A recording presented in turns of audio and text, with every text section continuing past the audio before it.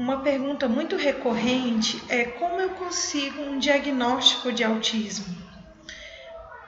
Muitas pessoas têm dúvidas grandes sobre isso.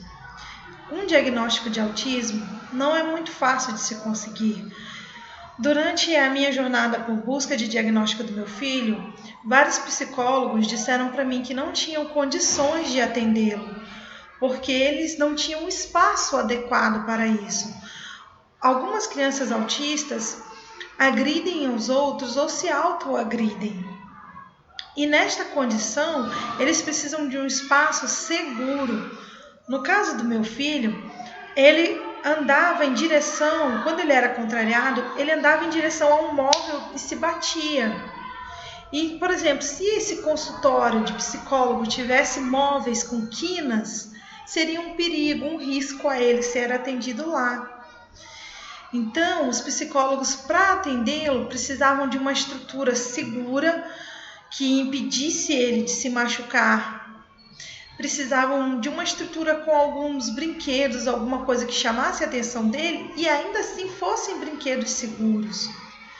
Então, é muito difícil para muitos pais essa jornada. No sistema público de saúde, muitos profissionais não têm estrutura. Quando eu consultei um psiquiatra num hospital público, ele disse que não sabia o que fazer, porque enquanto eu estava conversando com ele, o meu filho estava deitado no chão chorando. E ele não tinha como fazer nenhuma pergunta ao meu filho ou entreter o meu filho naquele momento, porque ele estava numa sala vazia.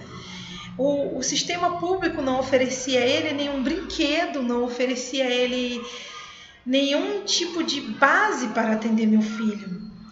O meu filho simplesmente achou aquele lugar detestável de se estar. Então isso é um desafio muito grande, conseguir o diagnóstico de autismo. Em primeiro lugar, o diagnóstico mais válido atualmente, o principal em procurar, é o do neurologista e o do psiquiatra.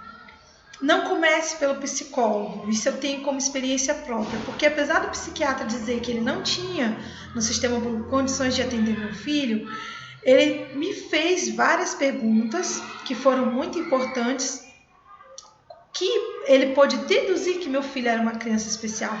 Embora ele precisasse de várias consultas para dar um laudo onde ele escrevesse seu filho é autista, ele pôde deduzir em uma consulta que meu filho era especial e pôde me dar um laudo inespecífico, onde constava que meu filho estava encaixado em transtornos globais do desenvolvimento, porque isso foi mais ou menos por volta do ano de 2009 e 2010. Então, a terminologia da época era transtornos globais do desenvolvimento.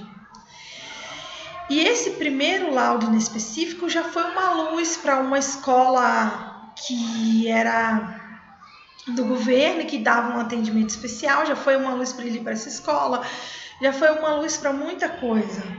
Mesmo ele tendo somente recebido esse laudo inespecífico, muita coisa começou a mudar. A minha jornada continuou em busca desses laudos específicos. E aí vem mais uma questão. Os pais e as mães pensam, mas na escola eu levei um laudo. E a escola disse que mesmo assim ele não podia ter acompanhamento especial para ele. Vem outra dificuldade aí. Por que você levou um laudo onde está escrito que seu filho é autista e apenas com isso não conseguiu o acompanhamento especial?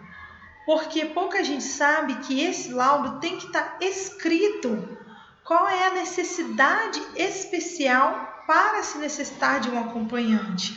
Como assim? Um exemplo bem claro muitos autistas têm problema de comunicação, de linguagem. Às vezes eles têm dificuldade de entender o que está sendo comunicado a eles, seja numa prova ou seja no enunciado de um exercício. Se essa é a dificuldade específica do seu filho, é o que tem que estar escrito no laudo. Ele tem dificuldade específica com comunicação, necessitando de um profissional que facilite ou interceda a comunicação dele com o professor. E aí você tem mais respaldo para conseguir aí com esse laudo um acompanhamento que é garantido por lei nas escolas públicas. Que você tenha essa pessoa que é além do professor comum, um professor ou um acompanhante ou um mediador. Existem várias denominações para este profissional, dependendo da prefeitura, do estado, dependendo de como está sendo interpretado isso. E aí você tendo o laudo específico, você consegue. Então, somente quando meu filho já tinha 10 anos de idade, foi quando eu consegui esse tipo de laudo, foi quando eu consegui um psiquiatra que disse: eu posso atendê-lo, eu posso escrever um laudo. E foi uma alegria incrível e imensurável isso. E ele teve esse laudo e ele chegou na escola pública com esse laudo e realmente ele recebeu uma mediadora e os avanços foram incríveis nesta época em que ele teve essa mediadora na escola. Infelizmente eu tive que me mudar de cidade e na nova cidade eu ainda não consegui esse progresso, esse avanço, porque ele veio de uma escola estadual que ele tinha isso, né? E agora ele está numa escola municipal, o laudo foi entregue, foi feito um relatório de uma especialista da escola, uma especialista em recursos, e estamos aguardando o que pode ser feito para que ele tenha um melhor recebimento na escola, realmente seja feita a inclusão dele na escola, a inclusão em que ele tem a oportunidade que ele necessita para estar aprendendo tanto quanto os outros. Então, a minha dica é essa para as mães que querem procurar um psiquiatra ou procurar especialistas em autismo. Se o primeiro passo que você quer é diagnóstico, então a primeira coisa é psiquiatra e é neurologista.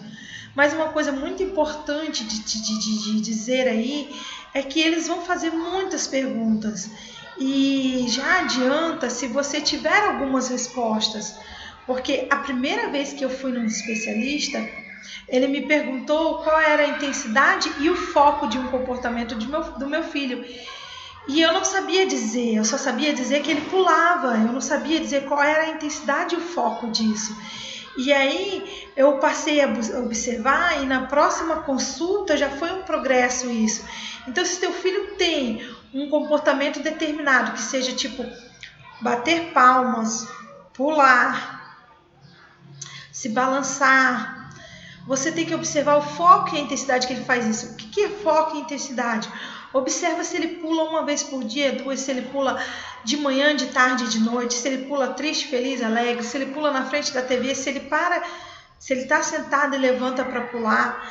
E a mesma coisa serve para o bater palmas, para o folhear revistas, para qualquer movimento que você considere atípico, anormal, seja na intensidade ou no foco, ou seja, na quantidade de vezes que ele faz isso. Se ele faz isso muitas vezes, se ele se fixa muito nisso, então é bom você saber sobre esse comportamento específico, observar essa intensidade, esse foco, e aí você já ir à primeira consulta tendo isso, tendo suas próprias observações sobre o comportamento dele e quantas vezes ele se repete e acontece. Então, essa é a minha dica para quem está procurando diagnóstico de autismo. Eu farei outros vídeos que falam sobre outros tipos de especialistas, sobre outras etapas, mas como o diagnóstico é a primeira etapa, esse foi o primeiro vídeo.